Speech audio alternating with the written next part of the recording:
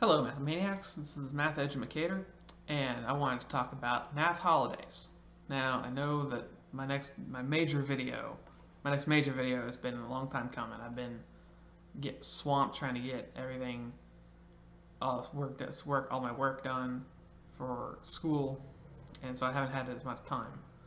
But it is coming. I'm gonna get the stuff filmed and edited as quickly as I can. But in lieu of that, I wanted to talk a little bit about math holidays. Now, of course, the math holiday most people are familiar with is, of course, Pi Day, which is March 14th by approximately 3.14. And so I celebrated that this year. I made a video about calculating pi from polygons.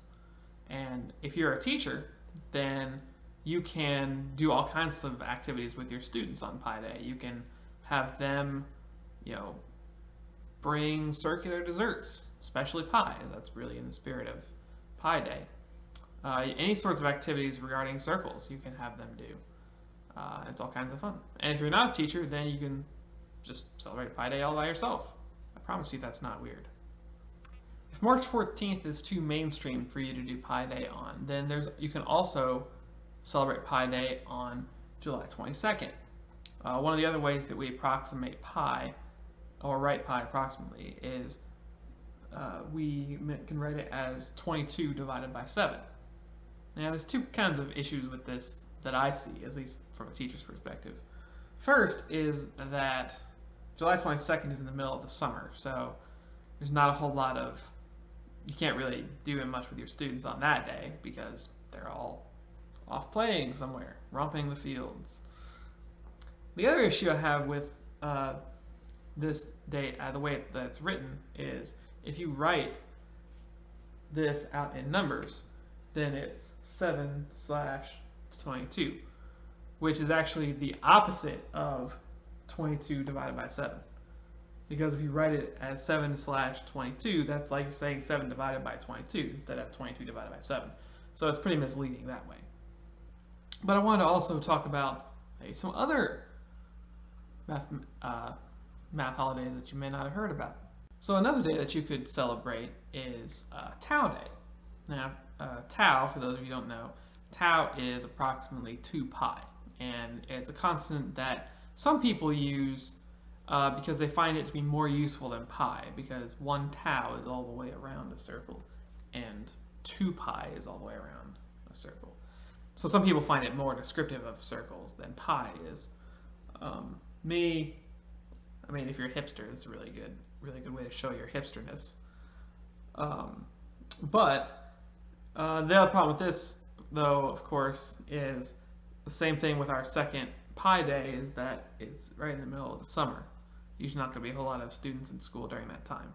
Another constant that you can help celebrate is the constant E, with E Day or Euler Day. You could use that instead to be less confusing. E is approximately 2.7, and it's a constant that relates to growth.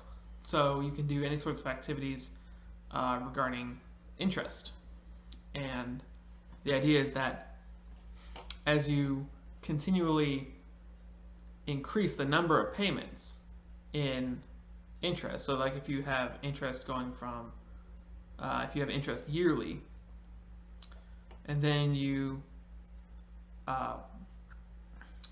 instead of calculating it yearly, you calculate it by month, and then you calculate it by day.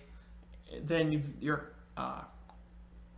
the amount that you're getting gets closer and closer to E, and E is what you get when you're getting interest continuously.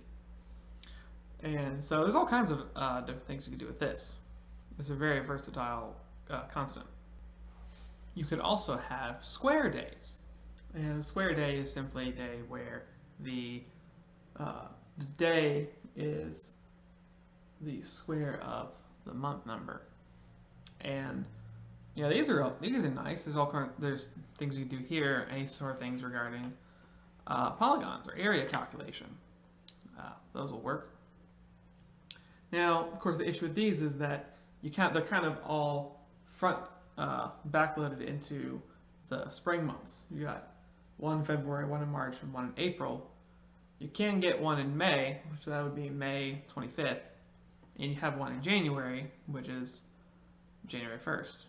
But other than that, you don't get any in the fall. And so this can be a bit of an issue that you're not necessarily spreading the holidays around as much. An alternative to square days is you can do root days. And these are nice because, so basically you just flop the numbers around. Instead of 2, 4, you now have 4, 2. And the nice thing here is that now you've got one in the spring and one in the fall. So it's all spread out. One of my personal favorites actually is Fibonacci Day. This is November 23rd. Fibonacci sequence, of course, starts with 2 1s, and every new number in the sequence is the previous 2 added together. So the third number is 1 plus 1, which is 2, and then the fourth number is 1 plus 2, which is 3. The fifth number is 2 plus 3, which is 5, and so forth like that.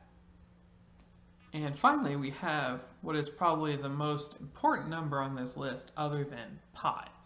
The most well-known is the number phi, which is the golden ratio. And the golden ratio, this is actually a difficult number to kind of come up with a day for, because for starters, the decimal expansion starts with 1.6 something or other. And so you kind of can end up with January 6th, but I don't really like that. It's not very descriptive of what phi actually is. And so I was trying to come up with another one, and I think that this is the best day to celebrate the golden ratio. Unlike pi, the golden ratio can actually be written as a ratio. We use roots and so forth to describe it without just being an infinite decimal expansion. And it's actually 1 plus the square root of 5, all divided by 2.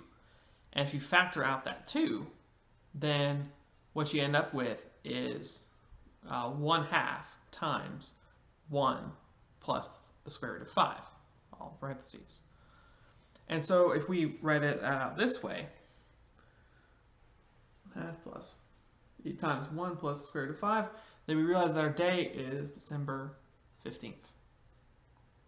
So, what math holidays will you be celebrating this year with your students? Looking forward to hearing from you. This is Math Educator signing off, and I promise the next video is coming soon.